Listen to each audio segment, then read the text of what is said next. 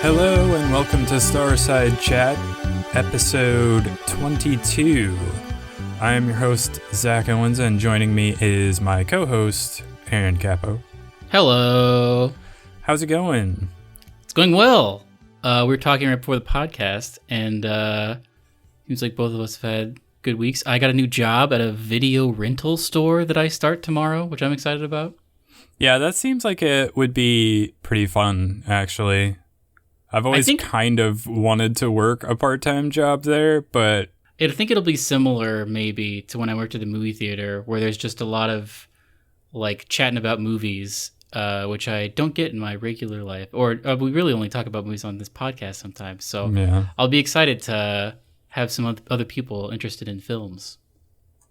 Yeah, that's why... So I mentioned this, like, when we were talking before we started recording, but when I initially got out of my first round of college, I got a job at a locally owned, essentially a GameStop competitor that's like locally owned, specifically because I thought until I find something different, like this will just be like a fun thing to like hang out and talk about games and stuff.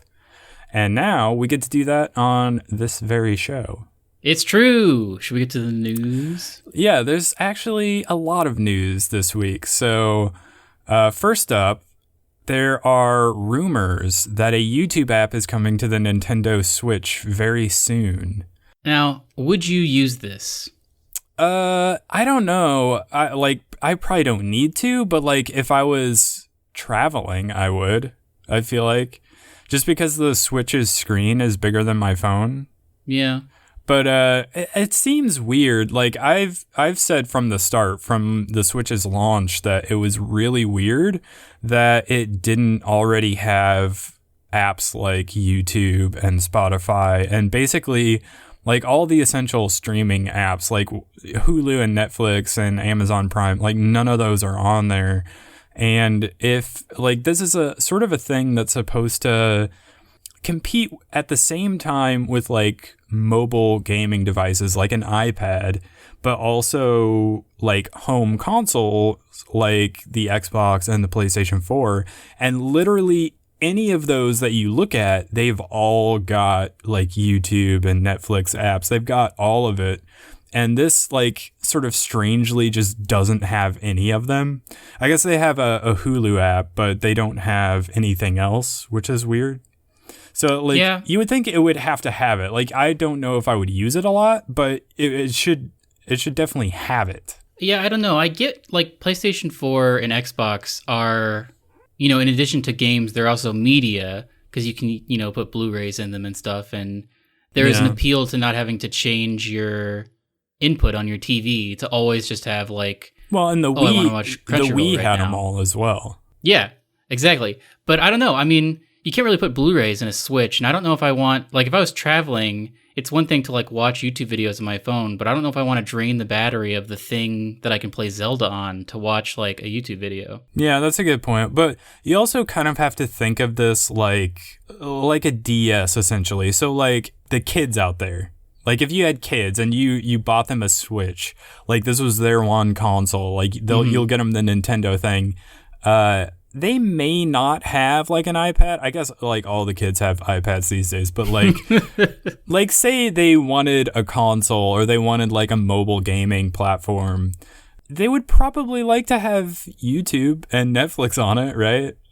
I don't know. I feel like maybe it's just me, but I feel like it's not essential because not everyone's going to use the Switch as their like all-in-one device the way people might be using their PS4 or their Xbox as sort of their like the centerpiece to their entertainment center. And yeah, you're right, you can't put a DVD or a Blu-ray in it, but a lot of people do streaming anyway. I don't know. It also doesn't really have online. I mean, it has Wi-Fi, but I guess if you're connected to Wi-Fi, you would be able to watch Netflix or something, but generally it's an offline device. I don't know that I've ever not had my Switch connected to Wi-Fi. Yeah. Well, I mean, people who like play it on the bus and whatnot, or on an airplane. Yeah, but I mean, Netflix and YouTube have made it so that you can like download stuff. That's a good point.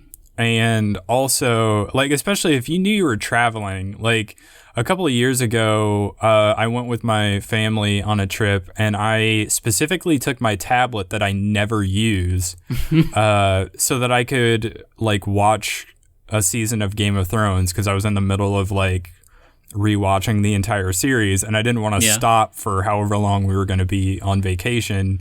And I also had we were like going to have a long car drive, so I was like, well, I need something. So I like downloaded an entire season to my tablet so that I could keep watching the show like during my vacation. Mm-hmm. I feel like people could do that with the Switch as well. That's a good point, yeah.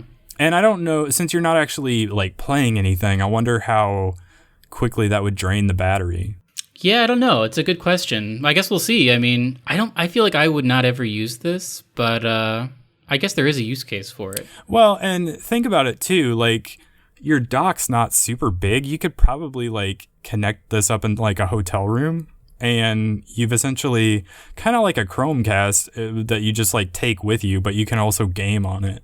Mm-hmm. Yeah, I don't know.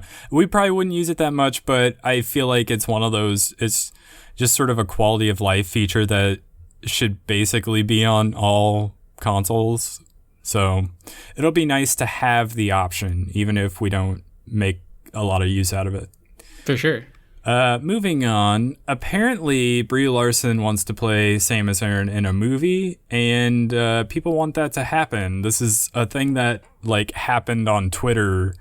I think around Halloween, she had like dressed up as Samus Aran. I'm not quite sure I know the full story of this, but the idea of like a Metroid film with Brie Larson as the main character seems kind of cool to me.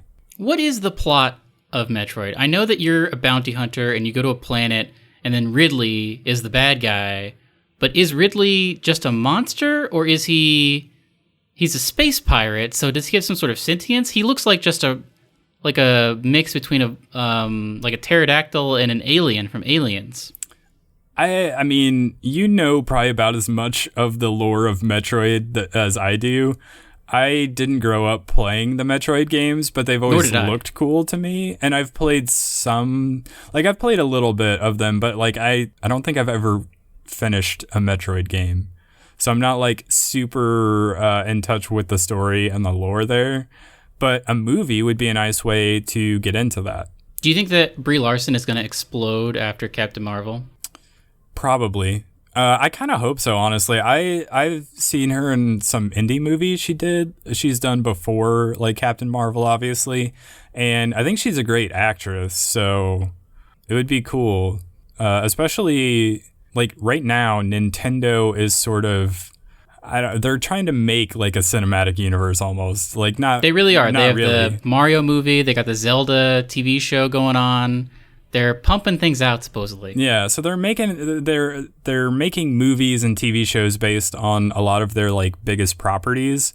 So Metroid seems like a no-brainer to me. And if somebody with like the star power of Brie Larson, especially the star power she's going to have after Captain Marvel, is like on board to do this, like why not do it?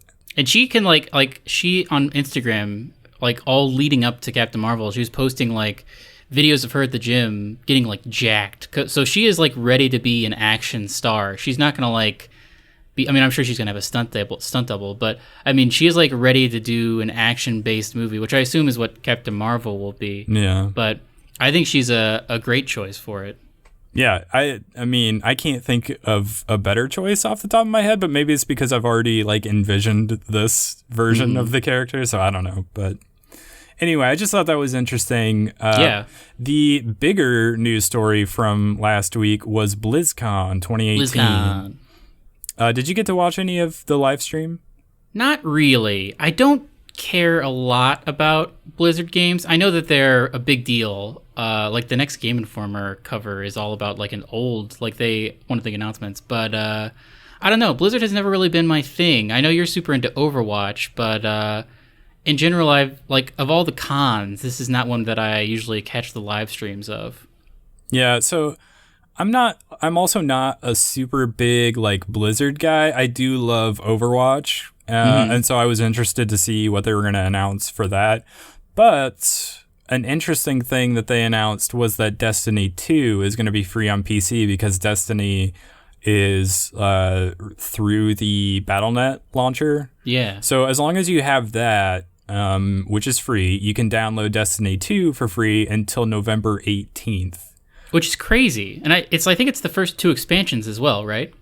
I don't know about that, actually. I think it's everything up until Forsaken, so it makes you buy Forsaken once you complete all the things you get for free. Yeah, that would make sense. I know, like, I feel like this and when they made Destiny free on PlayStation 4 back in September, those are smart moves because it'll get people starting to play it. Like, it's an entry, and then they'll hook people and get them to buy, like, the Season Pass and the Forsaken DLC.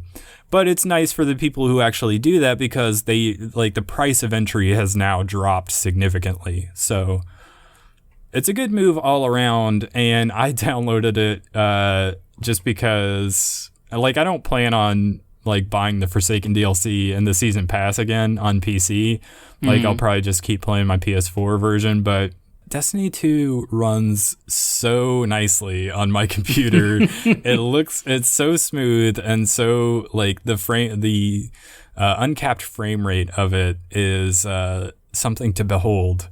So I mean, all the streamers are playing on PS4 or on PC these days. So like whenever I watch Datto, for instance, it looks markedly different from whenever I'm playing on PS4. Yeah, you can like anytime you watch a YouTuber or a Twitch streamer, like you can tell right away when they're playing on PC versus console. It's a dramatic difference. And I've actually because I'm a dork, I pulled it up since I have a dual screen computer monitor situation, and I have my PS4 hooked up to my secondary monitor. I pulled up Destiny 2 running on my PS4 and my computer side by side just to like compare. You're dual wielding Destiny. I was dual wielding Destiny, and yeah, it's pretty insane. It's not just that like the lighting and textures and the resolution is better, but also that frame rate makes a lot of difference. And that's kind of like what my hope is for like the next console generation. We can get into this like another time probably, but I want them to make it so that like you have more like PC based control of like your visual when you're playing a game. Yeah. So hopefully that's what will happen. Anyway, I guess we can kind of breeze through some of the rest of the BlizzCon stuff since it's not really either of our thing. Well, you have a lot to talk about the new Overwatch stuff. Yeah, I'll end on Overwatch. So, like, Warcraft 3 is getting a remaster called Warcraft 3 Reforged, which is releasing next year. There's a new Diablo game, but it's a mobile game and people hate it. There's like a whole big stink about how people wanted them to announce Diablo 4, and instead they got up on stage and they're like, we worked really hard on this, we're really excited to show this off, we want you to be excited about it. And then it was a mobile game that looks not great, and it looks basically like any other. Like, there are already probably approximately 1 million mobile games that look like Diablo or like what they showed off. So it was like not exciting at all. And the reason why I think this made people so mad, not just because they decided not to announce Diablo 4, even though everyone basically knows it's in development, but like Bethesda has done something similar where they announced Fallout Shelter, but they did it after. They were like, in the meantime, while you wait for Fallout 4, here's this mobile game we made. Or what a good E3 like this last E3, they were like, here's, what is that, Elder Scrolls Blades? Yeah. They're like, here's this Elder Scrolls game we made, and we want you to be excited about it, and here's a little bit about it.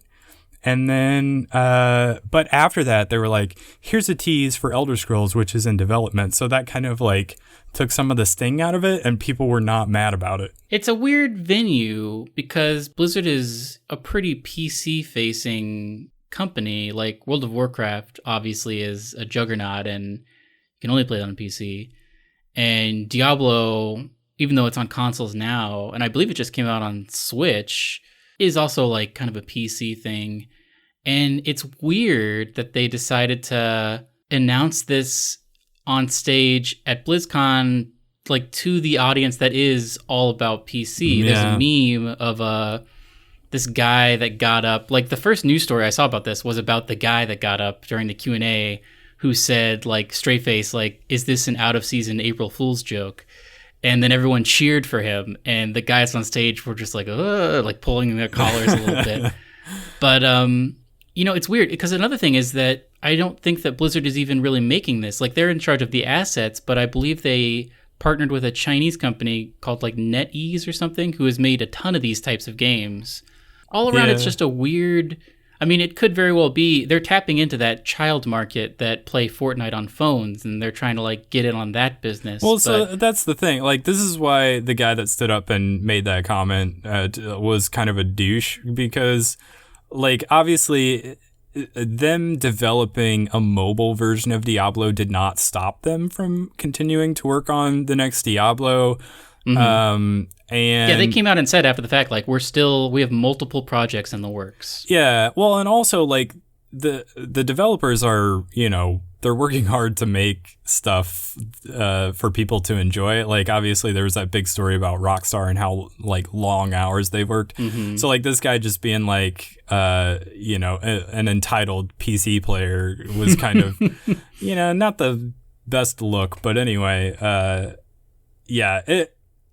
they probably could have gone about announcing this in a much better way, but I don't know. Neither of us are like Diablo guys, so yeah, not really. This whole like whether it's okay or whether they should have announced it or whether they should have made it in the first place is kind of not for us to argue. But I have a question for you. What kind of game would you play on your phone as like a serious game? Is it? I don't think it's a first-person shooter or a third-person shooter. As much as like Fortnite is super in these days, I still find using touch controls not great for any kind of thing where you need to like traverse. It depends on whether they enable like Bluetooth controller support so that I could just use like a Moga. Yeah, but even then, you're not going to like, if you're just like on the bus or like at work, you're not going to have, if you just like pull your phone out, you're probably not going to bring your controller. Yeah, well, and that's why I think maybe that like Elder Scrolls Blades game is like more getting to like the strengths of like the mobile platform, where it's something that you can play in either portrait mode or landscape. You can play it one-handed, but it's getting closer to like a full-on game. It's not like this compromised thing, and it's also not like the controls of it aren't super intense so that you need like two hands and there's all these virtual buttons and you have to like two virtual thumbsticks, one to move your character, one to move your view and all of that. Like when you have a game like that, it's basically to the point where virtual controls and touchscreen, it's just like not ideally suited to that sort of a thing. And I agree. Like I'm anytime with there's you. controls on screen. I'm with you on not liking touch screen controls for like the primary input for most games, but I don't know. Like I play a lot of Pokemon Go, and we'll talk more about that later. But that's also one of those games that's like not super like control intensive. Like you don't need two hands on your screen basically ever to play that game. And I feel like maybe Elder Scrolls Blades will be kind of similar to that, where the controls are much easier to deal with when you just have one hand free. So I guess games like that. I don't know. What's another game that is big on mobile? I'm trying to think of like the last game I was super into on my phone, besides like Words with Friends, but Have you ever heard of a game called Rhymed Capsule? I don't know if I'm saying it right. No. That was a game, man, this was years ago. I don't know how many years ago, but I still own it, I guess. It was like a weird, what kind of game is Age of Empires? Real-time strategy? Yeah, it was like a real-time strategy almost. It was like a kind of a resource management game. And it was, the art style was very cool and the music was very good. And I played that for like 2 weeks while I was trying to figure out how to get like a perfect game. But yeah, I don't really know. Like, I hate having controls on screen. And that means that your level of interactivity with the world, whatever it is, has to be minimal. Or, I don't know. No one has really cracked like excellent controls for mobile yet, I think. Well, so here's the thing. Like that, I think it's it's either the Razer phone or the... forget the other one. There's another gaming phone out there. One of them has these like touch sensitive things on like the side of the phone that you can like map any buttons to, so that you don't have to have your fingers on screen to do things. And then like, so if you're playing like a racing game, like the Asphalt 8, or no, that was the last one I played. But anyway, I think there's a newer one. The Asphalt racing games are like really good on mobile, because you can also use like the gyroscope or whatever it's called to like turn and stuff, or you can just use like a joystick basically to control your car as well. But like those, like the touch controls are simple enough that, and you don't have to do a lot of button pressing, and there's not a lot of systems to work with. So a game like that works pretty well. But yeah, if you want to play a game on mobile, you almost have to buy like a phone that's like the Razer phone or something that has these extra buttons, or like get some sort of Bluetooth adapter type of a thing. So you have to like be willing to go all in on that type of a thing. And I'm not sure mobile games are there yet to want that. Here's a question. Stardew Valley is released for Android. Do you think that... even that is just like the fact that I can't feel the buttons being pressed. I don't know if I would be that into it, you know? Yeah, I'm curious how that's going to work. I don't think they've shown any actual gameplay of it running on a phone yet, so I don't know quite what the control scheme is going to look like. Mm-hmm. But I mean, it's on Switch, so like, why do I need it? Why would you get it on? Yeah, why would I get it on my phone? But I mean, I guess, you know, you may not have your Switch with you at all times, and Stardew Valley is the kind of game that you can like pick up and play in like small increments. I guess it depends on how well they handle like rest mode on a mobile device. I was just thinking that, yeah, like how quickly can you get back into the game? Yeah, and like, can you just like be in the middle of it and sort of pause it and just like close out and go do something else on your phone, and then like an hour or two later when you have another minute, like pull your phone back out and relaunch the app? Will it still be there? Like, how is it going to handle sort of short-term saving? Yeah. I mean, I don't know. I don't know. And that's the other thing is like, I sometimes will not play games on my phone just because like my phone is like 3 years old and the battery is like failing. So I don't want to do anything like super intense. I mean, I look at the internet all the time, but like, I don't want to whip out something that's going to like really burn through battery in a short amount of time, you know? Yeah. I mean, the answer is if it's on Switch, just play it on Switch. Yeah, for sure. But yeah, I don't know. Mobile is fine for a certain type of game. And maybe like those strategy games like you were mentioning, like I know there's like a ton of those. And like I would play Into the Breach on my phone. Yeah, I can see that working. That's simple enough. But like I'm not super into strategy games like that, so like it's not really my thing. Yeah. So I don't know. Other than Pokemon Go, I really don't play any games on my phone. Mm-hmm. If I'm gonna play a game, I want a controller. So basically, I'm going to play my Switch or my PS4, or I want a mouse and keyboard, and I'm gonna play on PC. And if those games are like, even if it's something like Fortnite or PUBG, I have played some PUBG on mobile, but like if I can just play it on my computer, like I'm gonna have so much of a better time with it, and I'm gonna enjoy the controls of it so much more. that This also could be a generational thing because like we grew up and I didn't get my first like Nokia cell phone until I was in like high school, but children these days grew up just like constantly touching iPads and touchscreens. So maybe touchscreens are just more second nature for them and they don't care that there's not that like force feedback of a physical controller. Yeah, that could be as well.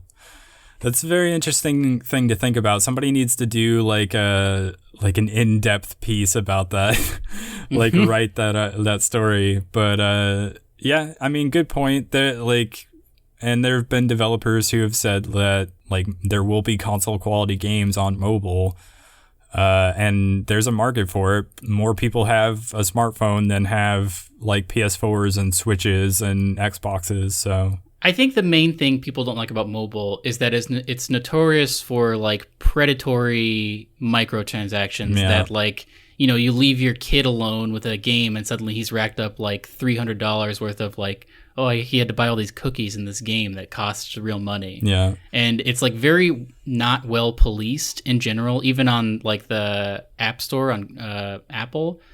And if there start being like console quality games, and I don't know, well, there's just gonna have to be a some lot sort of of reckoning. that has to do with the fact that people are used to spending like $30 to $60 on a game if it's for a console, but you can't ask for that on a mobile device. People won't pay it. Have they talked about pricing for Diablo Immortal? Is it going to be free to play, or is it going to be like? I don't know. I haven't seen that information yet. I'm not sure if they've announced it or not, but that's something that would give me hope. If they were like, hey, guess what? This game for your phone is $40. Then I would be like, oh, interesting. I wonder if it's not going to have terrible microtransactions. Yeah. I mean, I feel like people won't pay it because I remember when Nintendo released the Super Mario Run on mobile, like they gave you the first like set of levels for free, but beyond that you had to pay $10 to unlock the rest of the game. So you basically had like a demo of the game until you paid for the rest of it, and people did not like that. And that was not like a $30 asking price, that was like $10. That's a good point. Which is not a lot when you're in the grand scheme, when you think about games and the amount of time you spend with them and the amount it costs to make them. If people won't pay for a $10 like Mario game, I have a hard time believing, especially considering the reaction to Diablo Mobile. I have a hard time believing that even like the Diablo faithful are gonna shell out like $40 to play a mobile version of Diablo. Yeah, I guess we'll see what happens. They didn't talk about a release date either, did they? I don't think so. I think there's like gonna be a beta for it, maybe. From what I've heard, it's looking pretty rough right now. It was playable at BlizzCon, and people were not super impressed by what they played. But I think it's probably gonna come out next year. I don't know. That's just a guess. Don't take my word on that. I don't know the actual release date. So well, let's talk about something that is generally there were positive things about Overwatch. Yeah, so there was a new McCree animated short that was very cool looking, had a bunch of potentially new characters, including one that is officially a new character, which is a nice way to intro a new character, just have them in one of the animated shorts and then be like, oh yeah, by the way, this cool character that looks really interesting is actually going to be playable. So her name is Ashe, and she's the leader of the Dreadlock Gang, which is not really significant. I don't really know anything about the actual story of Overwatch. It's there if you want it, but basically I'm excited because it's kind of a cool looking new character. She seems kind of, she's got that whole Western vibe. So she has like a repeater rifle that you can ADS with, and you can use it to shoot. So it's like, is it like Widowmaker kind of, where like it's an assault rifle, but then you can zoom in and it does more damage as a single shot? I think it's single shot all the time, but you can, the sight of it isn't really like a sniper scope. It's a little bit more like a red dot sight. Right. And I don't know. We didn't see much of it. I didn't get to see, like, there's gameplay of it you can track down if you really want to, but It seemed to me that it was a single shot the whole time. Interesting. And yeah, you can ADS with it. I don't think it's going to hit as hard as like a sniper rifle, but you can... Is it like a Hanzo maybe? Yeah, maybe something more akin to that. I think maybe it does do more damage. I'm not sure exactly. I don't want to say the wrong thing, but it looks pretty cool, and you can use it to shoot the ground to jump higher, which is a very what's her name? The jetpack character. Oh, Farah? Yeah, it's a very Farah thing to be able to like shoot objects and like sort of push yourself around the map. Yeah. Her E ability is tossing like a bundle of dynamite that will either explode after a certain amount of time, or you can shoot it to detonate it like in the air. So that's pretty cool. And then her ultimate ability is calling a robot named Bob, who is in the animated short if you want to know more about that character. And basically he jumps into the fray and starts knocking enemies around and has these like crazy looking wrist mounted guns that he's like shooting people with. I'm very interested to see this working in action. Is it sort of like, what's the name of the big guy with the hammer? Oh, Reinhardt?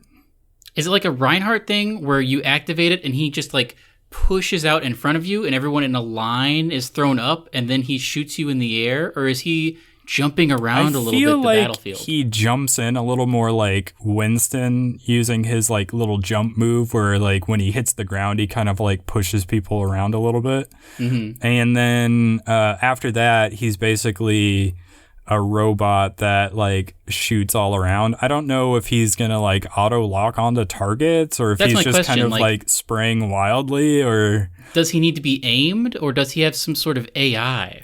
I feel like he probably has some sort of AI. That's just a guess. I've seen a little bit of gameplay, but it's been a little while. We're recording this almost a week after BlizzCon happened, so my memory's a little fuzzy on it. I'll link to some gameplay of it. I'll find some because I know it's out there. It looks really cool to me, and the animated short is worth checking out as well because their animated shorts are really cool. If you haven't seen any of them, I saw a tweet because it starts out like sort of a close-up on a piece of pie, and you see like a fork come in and like cut off a piece of like a bite, and then you hear some stuff going on in the background, and you eventually see McCree stand up and walk away from his piece of pie or whatever. But just like somebody did a GIF of the fork like cutting through the pie and like all the crumbles on it. Like it's very, very detailed animation and it looks really good. Made me want some apple pie. But yeah, anyway, check that stuff out.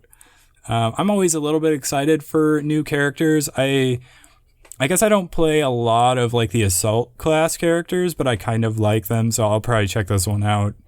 Because it's, you know, you ADS and you're going to be rewarded for headshots, I would assume. There's probably a little bit more of a skill gap to this character, but it seems pretty fun, so I kind of want to check it out. I think it is live on the PTR right now, actually. Oh, interesting. Yeah, I definitely am going to go check it out and see what people are doing with the new character. Yeah, I'm sure like people will get crazy good with the character, so I'm curious to see how it stacks up against some of the other characters as well, so...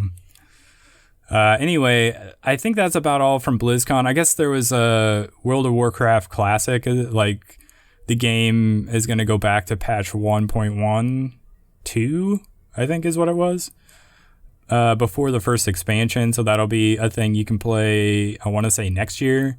And then there's like a new Hearthstone expansion as well. Neither of us really play Hearthstone, so... No, I did for a while back in the day, but... I guess that's a good mobile game. Yeah, that's a good point. I mainly have played that on my iPad. Yeah. I guess card games are good. I've given it a couple of shots. I like the game. I just don't play it a lot, and I'm not like super privy to like the best like cards, you know. And yeah, like, you have to be up on the meta, and also you have to have gained those cards by either buying them or earning them. But earning them takes way longer than buying them. Yeah, it's kind of a commitment, and you kind of gotta like seek out that information and put yourself in the know. But it's cool. It's a fun game to play. I don't think I've put in enough time to really wrap my head around everything. So it's not been a game I've spent too much time with. Tell me about Niantic. Yeah, Niantic has got a lot going on these days. So first, they are reviving Ingress, or there's like this massive refresh called Ingress Prime. That's sort of a soft reboot to the game. This was the game that Niantic launched before Pokemon Go. It's the game that sort of maybe inspired Pokemon Go a little bit. It's sort of the first AR game based on like Google Maps and walking around. I remember when the game launched and I was very interested in it. And then I think I downloaded it and I was very confused by it. And so I didn't play it again until Pokemon Go came out. And then I downloaded it again and Pokemon Go. And I was like trying them both out to see which one I liked better there for a while. I think it's interesting. It's a little bit more like hacking. So if you're like more into hackers and stuff like that, I love hackers. You'll probably enjoy Ingress. There's two factions, so you kind of like side with somebody or one of the two factions, and there's like a whole lore to it. There's a lot going on there that I don't know about because I have not really played much Ingress, but they refreshed the I want to say they refreshed the UI and just the overall look of the game to make it look a little bit more modern. And to celebrate that, in Pokemon Go, they have an Ingress event going on right now where two different Pokemon, we were trying to guess at how you say it correctly. It's either Ponyta or Ponyta and Cubone are spawning a lot more frequently in the wild right now, and one of them has a shiny that is green, and the other one has a shiny that is blue, which is the two colors for the different factions in Ingress. So you have a chance at getting them, and they are spawning like crazy. So if that's a thing you're interested in, go do that. But on top of that, from now until like sometime next week, there's like this double Stardust event that's also happening where obviously every time you catch a Pokemon or you hatch an egg, you get like double Stardust for that, which is important because you need Stardust to trade or power up Pokemon. And interestingly, that will carry over into this weekend's Cyndaquil Community Day, which I think in and of itself also does double Stardust. So basically you'll be getting quadruple Stardust or something like that. So it would be a very good time to go out and play some Pokemon this weekend. Also, in Pokemon Go, a feature I'm very, very excited about that I didn't want to miss is Pokemon Go Adventure Sync. Oh, what is that? This is a game changer, if you ask me. This is a thing I've been wanting essentially since the game launched, and that is that it will sync up with your Google Fit or if you're on Android, or Apple Health if you're on iPhone. And it basically, so the way Pokemon Go works is it's not really a step counter. It doesn't count your steps. It's all based on distance traveled, and it's not real great at tracking that distance sometimes. So what this will do, like, I think you can't have the game running as you're like walking to like track steps, because if you do that, it's going to try to like gather information on distance traveled from the game natively, the way it normally does. So you'll need to have that closed if you want. But basically what this allows you to do is, like, if it's, winter and it's too cold, or it's summer and it's too hot and you want to stay indoors and you want to like walk on a treadmill, or you just like, walk around the house, whatever, like as you're gaining steps, Google Fit and Apple Health, I think, will sort of translate that into distance, which Pokemon Go will then pick up, and that will translate into distance in the game. This is a game changer, because like the main thing that stops people from playing Pokemon Go is their battery runs out, because they just have to have their phone out with the screen on as they're walking around. But now you can be hatching eggs left and right. Yeah, and I also will use like the buddy system to like gain a bunch of candy so that I can evolve a certain type of Pokemon to add them to my Pokedex, because there's a lot that are very rare and so I don't see very much of them. So being able to sort of make a lot of progress on that, just for like if I were to walk on a treadmill or, you know, walk around throughout the day, even if I don't have the game open, I'm still making progress on that in the background. So that's nice. So yeah, this is a feature I've wanted basically since they released Pokemon Go. It's a game changer, in my opinion. It makes walking your buddy to get candy and hatching eggs so much easier. It basically makes it so that when you do walk on a treadmill, or if you exercise by, walking around the house, that's a good way to still like get exercise, but now it will finally sort of show up as progress in the game. So very good, very cool, very exciting. And it has gotten me to get up and be more active lately. So because they also, I should mention, they have these sort of 3 tiers of like milestones.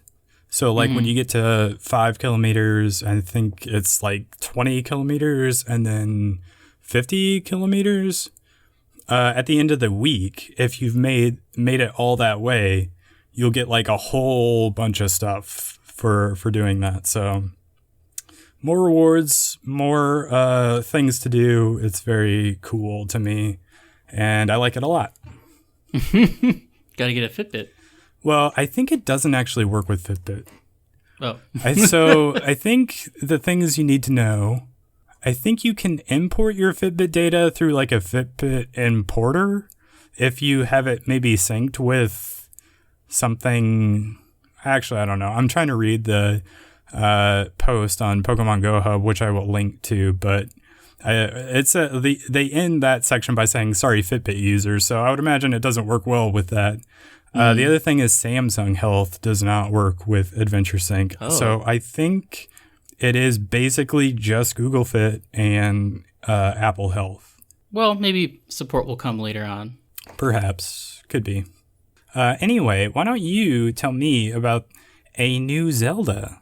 Zach, we talked about the TV show that is maybe going to happen last week, but this week it seems as though Nintendo Japan has posted 2 new job ads on their official site for a Legend of Zelda game. There is a 3D CG designer who will be tasked with topography creation for use in dungeons, as well as level and concept designs for dungeons, and also a job listing for a more broad level designer responsible for more generalized game content, such as enemies, world design, and more dungeon design planning.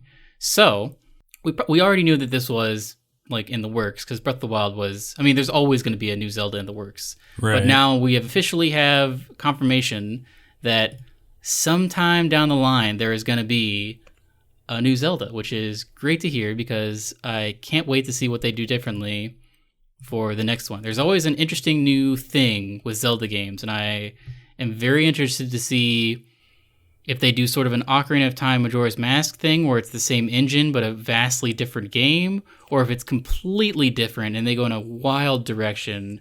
So it'll probably be years and years, unfortunately. But what do you want to see? I don't know. Breath of the Wild was pretty great. Yeah. I guess I would like a more dense Breath of the Wild. I mean, we're playing Red Dead Redemption 2 right now, and that's just like chock full. There were times when Breath of the Wild felt a little empty. I mean, it was always very beautiful, and the music was amazing, and everything about it was great. But I don't know. I mean, here's another thing. Breath of the Wild didn't have the classic gadgets you get. There was no hookshot. There's no like, a thing about Zelda is like you acquire these gadgets that increase your skill set and your mobility. So that would be interesting if there was like, if they added the hookshot and like boomerang. I mean, I guess there was a boomerang. There was just an interesting spin on things. Now, let me ask you this. So will this coincide with the TV show? Almost definitely not, I would say. Really? I don't know. I mean, the TV show, I think, is more American-based, I want to say. Yeah, that's probably true. And also, I have no idea. Like, since they're hiring people, that says to me that they're very early on in the development cycle. That's probably unfortunately true as well. Breath of the Wild took a very long time because they wanted it to be great, and that ended up being great. I think Miyamoto has a quote that is attributed to him, but I don't know if it's true. It might be apocryphal, where he says like something along the lines of a rushed game. What is it? Like a delayed game will eventually be good, but a rushed game will forever be bad, or something like that. So they know to take their time. Yeah. But it's on the way. And this leads me into the next thing, which I just added. Last Game Awards was where they announced the second DLC. We saw the first footage of the second DLC for Legend of Zelda. And then afterwards, they were like, guess what? It's available right now. The Game Awards is right around the corner.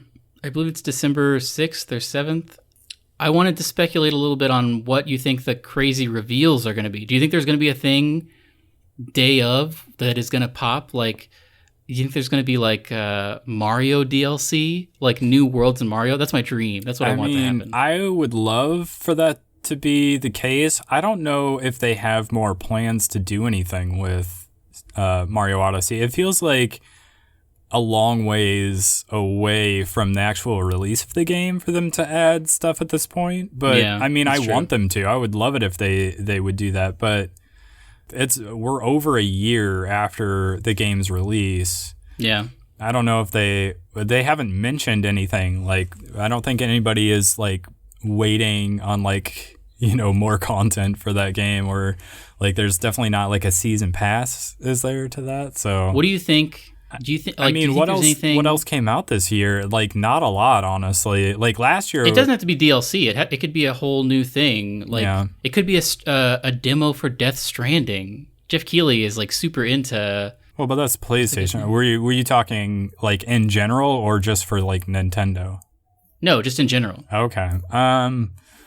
Yeah, I mean, it could be like, what if they brought Kojima and he just like did this extended demo where he was actually playing the game, or like, I guess I don't know that there's online. Is there online features? Did they say there is? And they said it's going to be it's a very interesting implementation, but they have not revealed what it is. Maybe they reveal that.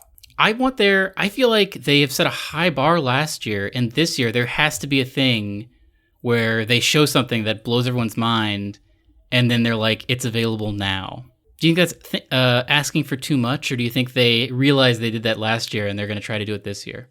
I mean, I hope so. I just don't know what it would be. Like, who would be the one dropping the night of thing, too?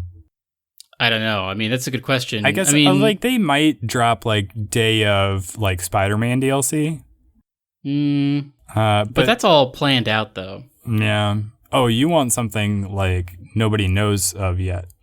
I mean, that Zelda 2 DLC blew me away. That was something where I was like, oh my God. And then there was the motorcycle in that video also, and I was like, what is happening? That's true. Yeah, I don't know. I kind of, like, I want them to have something like that, but I don't know that they will. I mean, Zelda had come out so early on in the year. Yeah. That, like, by the time the Game Awards showed up, you're like, well, it's about time they release some sort of DLC. And so it made sense for them to be like, it's ready now, also. Also, like, so I started following Jeff Keighley on Twitter, and he's been very interactive with people. Like, what do you want to see? This whole year, he's been like, what do you want to see with the next Game Awards? Like, do you want more reveals? Do you want more musical acts? Do you want more awards? And a lot of people have been saying, like, more reveals, more reveals.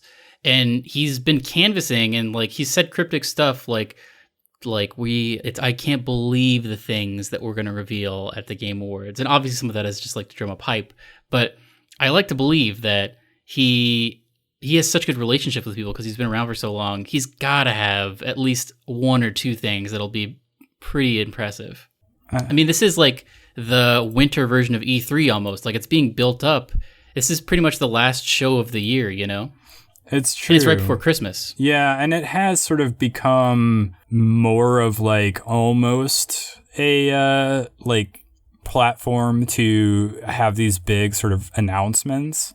Yeah. So yeah, it's a good point. We should start speculating as to what we're gonna see there. Also, because we're getting closer to the year, or closer to the end of the year, I wanted to ask you, and I'm going to have to look up a list here, but I wanted to ask you if you thought this year or last year was the better year for releases, because now that we're getting towards the end of it, I'm realizing how many big games are coming out and how many... Yeah. I would think, just based on memory, maybe last year, but let me maybe go through the months. Odyssey came out last year. That's the only thing I can think of. What else came out last year? Super Mario Odyssey, Breath of the Wild. So let me go through... this was last year. I'm going to see if I... Wait, I thought Breath of the Wild was 2 years old. No, that was last year. Was it not last year? I don't remember. Hold on. Yeah, no, it was last year, because it was the same year that the Switch launched. I've only had my Switch for a year? That is... Or no. That is true. It came out in 2017, right? I guess. I don't remember. We should know this. We should. Well, so I'm going to go through it right now. I've pulled up a list. Let me... this is on Wikipedia, so they're not in any order. And I'm not making any sort of quality statements about these. I'm just going to list some games, and then we can sort of go off of what we think is better or whatever. So let me see. In January, we had Yakuza 0 came out on PS4. The Resident Evil 7, I remember being a big deal. Yeah. In February, there was... Neo came out. For Honor came out. Oh, I forgot For Honor came out last year. Halo Wars 2, Hollow Knight. People like that. Horizon Zero Dawn on PS4. Then Breath of the Wild on the same day. It was, I think, a couple days later, because that was in February. Now we're into March. So yeah, the Switch came out, and with it came Breath of the Wild. And then Nier Automata came out shortly after that. And then Tom Clancy's Ghost Recon Wildlands, Mass Effect Andromeda. So the highs and the lows. Persona 5 came out in April. Mario Kart 8 Deluxe on Switch. Oh, yeah. I played a good amount of that. Yeah, I did too. That Prey game came out. Do you remember that game? Oh, yeah. That was that was a pretty big game. Yeah. Injustice 2, a fighting game. Oh, that's Star Trek Bridge Crew game. Oh, yeah. Tekken 7, another fighting game. Next Machina, we did a blind spotting on that. I remember that. It was one of our first videos. It was. That was an early one. That Crash Bandicoot Insane trilogy came out. Yeah. This is going to pick up when we get later on in the year. I'm only to July. Splatoon 2 came out. That Lone Echo, I think, VR game came out. Yes, that's a very good game. Yeah. Tacoma, which is an Xbox arcade game that I heard a lot about last year. Yeah. Oh, Hellblade Senua's Sacrifice came out. Lawbreakers came out, another low point. Yeah. Agents of Mayhem, Nidhogg 2, Sonic Mania. Oh, that was great. I loved Sonic Mania. Absolver, Mario and Rabbids Kingdom Battle. A great game. Yakuza Kiwami, Knack 2, Destiny 2. Meh. Dishonored, Death of the Outsider. Was that a DLC or was that a standalone? Yeah, I think it was a DLC for Dishonored 2. SteamWorld Dig 2, we did a blind spotting on that game as well. Mm-hmm. I liked that game a lot. Ruiner, I remember hearing about that game, but I never played it. That was like a bullet hell game, right? Yeah, I think you're right. Cuphead. Oh yeah, that was last year. I kept meaning to do a blind spotting on that one, and maybe we'll return to that and do that at some point. But I mean, the DLC's right around the corner. Ooh, maybe that's going to be revealed at the Game Awards. Maybe they'll reveal the Cuphead 2 DLC. That would actually be a good timing to drop that one. Just be like, here it is, and it's ready to go. Yeah. And it's on Switch. Oh, that would be amazing. It won't be. It won't be, but that would be amazing. No. That would be so good. Battle Chasers Night War, I've heard of that game, but I never played it. Somewhere in here, oh yeah, Middle-earth Shadow of War. That was a big one. Assassin's Creed Origins, Super Mario Odyssey, and Wolfenstein 2, The New Colossus, all three of which dropped on the same day. Man, that is crazy. I remember that. That was a crazy weekend. Didn't they say they were taking a break from doing yearly Assassin's Creed? They did. That's why I remember when we saw like they were going to have an Assassin's Creed. Like there was that leak on like Amazon that showed an Assassin's Creed title. Oh yeah, the Amazon Canada or whatever. Yeah. Right? Or no, Walmart Canada. Yeah, and we were like trying to figure out like what it all meant. I remember we did a video on it, and I did not believe that it was going to be a new Assassin's Creed game, specifically because they said they weren't doing yearly releases anymore. Then Call of Duty World War II, a new Pokemon game on 3DS, Star Wars Battlefront 2, Skyrim came out on PSVR and Nintendo Switch, The Sims 4 came out on PS4 and Xbox One, Xenoblade Chronicles 2. Some of these I can't tell if they're like repeats that just like came out on a different system later or not, but I think that might be it. So keep those in mind, and now I'm going to go through 2018. Okay. So in January, there was a couple of like indie games, Iconoclast and Celeste. Do you remember that? Yeah, Celeste. I watched someone play a bunch of that on Twitch. Yeah, those were pretty big releases back in January, but not as big as Dragon Ball FighterZ and Monster Hunter World, which both came out, I think, the same weekend in January. Yeah, you got super into Monster Hunter. I did. I played it for months, I think, in the early part of the year. Night in the Woods, that's another sort of arcadey, like smaller release, like an indie release that was pretty big. Bayonetta came out on Switch. Yeah, I played that. It was great. Did you? Oh, yeah. We were going to do a blind spotting. Yeah, I could never get the footage, but I had a ton of... Actually, you know what? I never beat it. I got very close to the end, and I think something else came out. I should go back to that. Yeah. Oh, did I mention Divinity Original Sin 2 came out last year? I only remember that because I was thinking of going back to it recently, but I haven't gotten around to it. Anyway, back to 2018, February... There was Metal Gear Survive. That was not a good game. Yeah, nobody cares about that. Unfortunately. That Moss game, that like mouse game that I want to say was... PSVR. Yeah, PSVR. Warhammer Vermintide 2. I remember that being a big deal on Twitch for a while. Yeah. It's like Left 4 Dead, but in a crazy Warhammer universe. Yeah. Then Ghost of a Tale. I remember you telling me about that game. Oh man, I forgot about that. I should check on the next Steam sale if that's available, because I really want to play that. You definitely should. Actually, I want to say it's free through that Origin thing that I have. Oh, I should download it. Sea of Thieves came out. Mm-hmm. A Way Out, that co-op game. Man, I completely forgot about that. I forgot about Unravel 2 as well. Oh yeah, Unravel 2 came out, I want to say probably around the same time. Far Cry 5 came out. Long Gone Days, which we did not finish our playthrough of. Which one was that? Oh, that was the anime sniper one, Yeah, that was right? the anime sniper one that we started a Let's Play of and never finished. I would be interested to see, did you get more into that and like figure out what the overall plot was? Because the plot to that seemed very interesting. No, that's another game I've been meaning to go back to, but I have not had a chance to do so yet. In April, God of War came out. We started a Let's Play of that we never finished as well. Donkey Kong Country Tropical Freeze came out on Switch. See, this is why the Switch hasn't had a huge year. It's smaller games like that, and I think that was a port from the Wii U as well. Yeah, they had fixes for it. Like, they had that Funky Kong mode where it was basically playing the game for you. Yeah, where it was like easy mode. Yeah. State of Decay 2 came out. Dark Souls Remastered came out.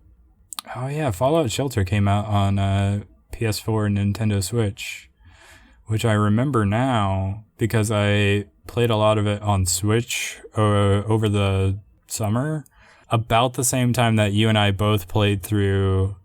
Oh, Last of Us? Yeah.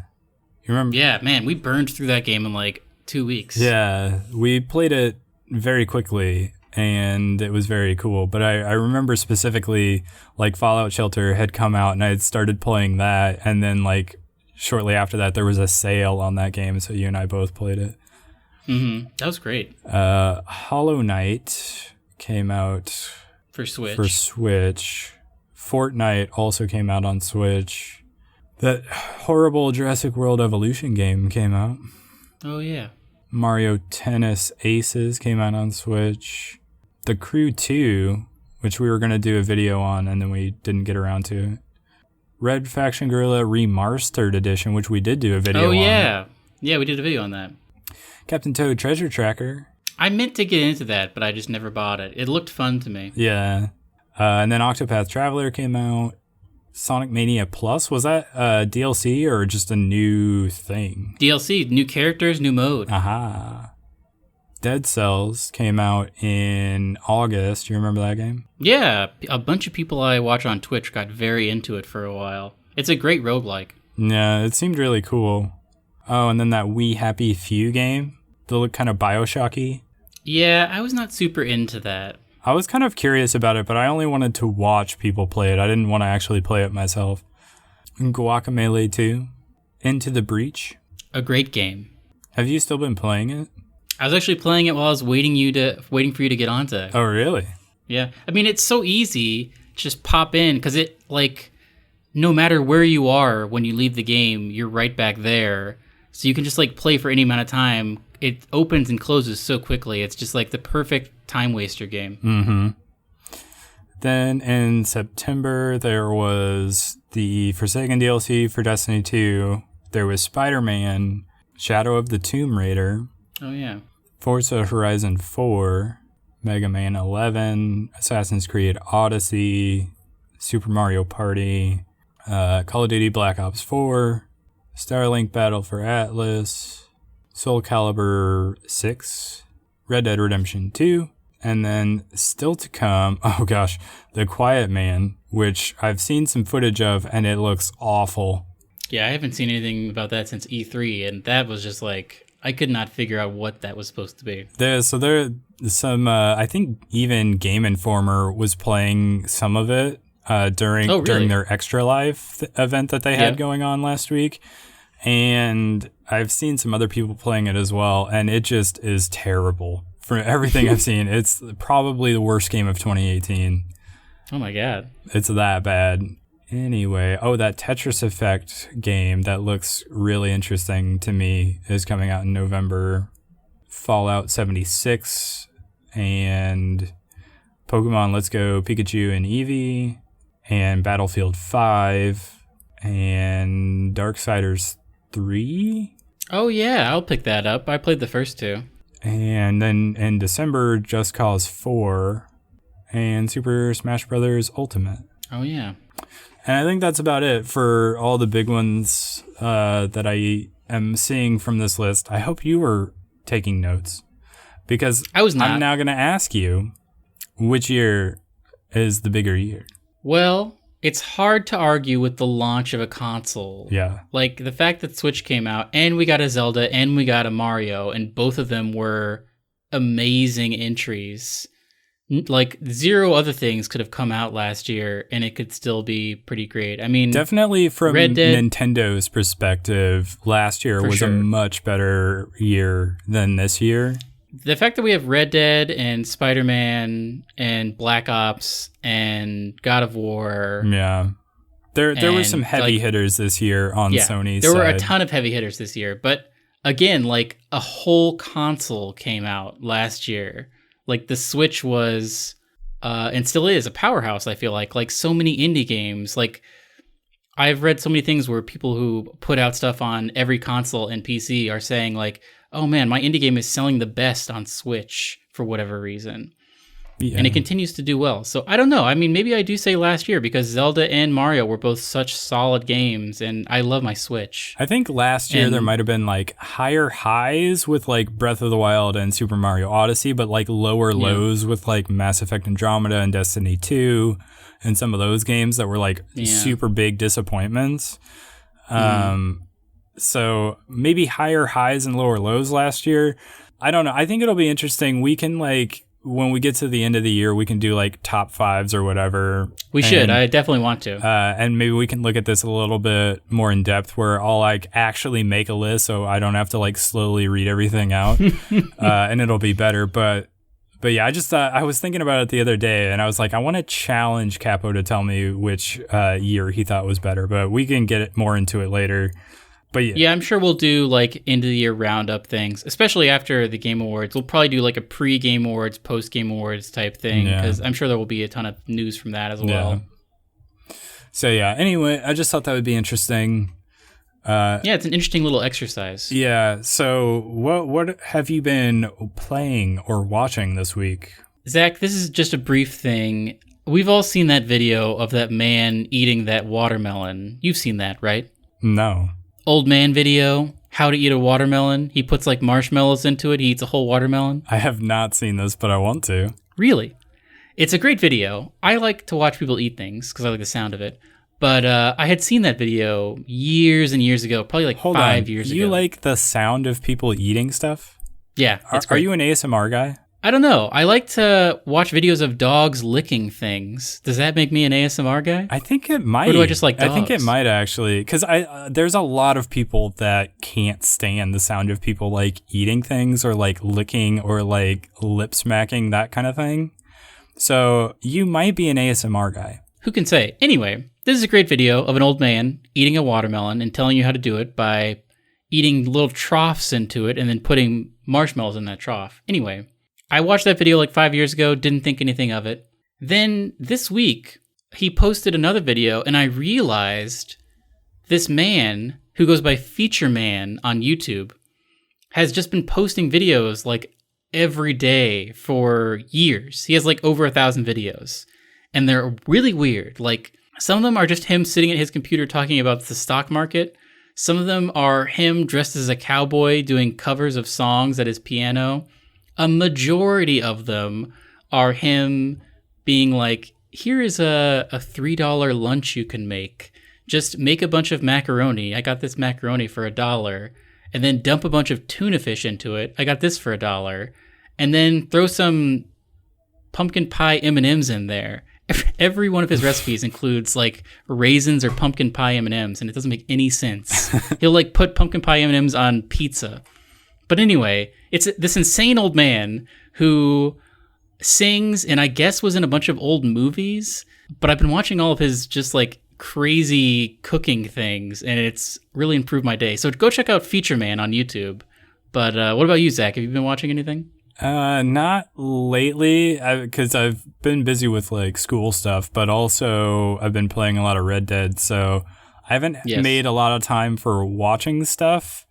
But I'm definitely going to check out this thing just because it seems kind of funny and interesting. Yeah, I'll send it to you after we get done you should recording. definitely do that. But I think we need to move on to your parting wisdom for the week. Zach, the best way to eat a watermelon is to cut little troughs in it with a spoon, and then...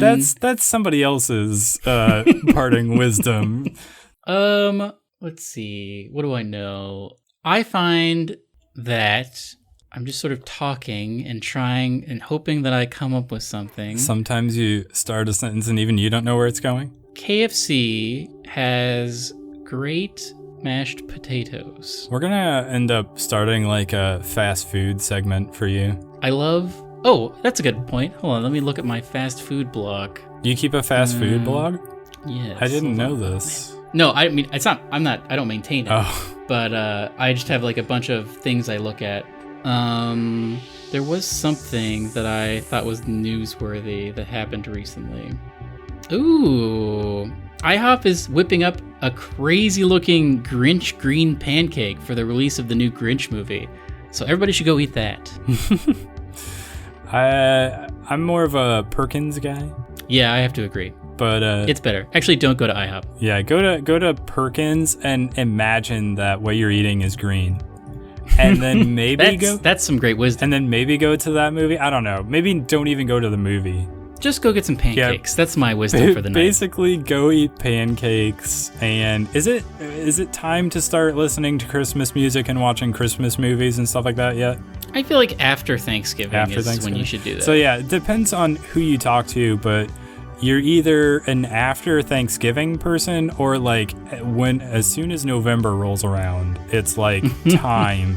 I guess they're already playing Christmas music on the radio, but oh, are they? Yeah, I don't know.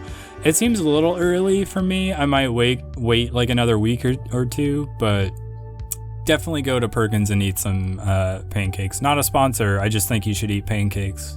because they're tasty. Not a sponsor yet. Yet. Maybe one day.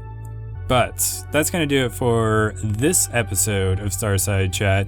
If you have any questions, comments, or topics of discussion, send them to us at starsidecafe@gmail.com. Follow us on Twitter at starsidecafe, and we will catch you on the next one. Goodbye. Goodbye.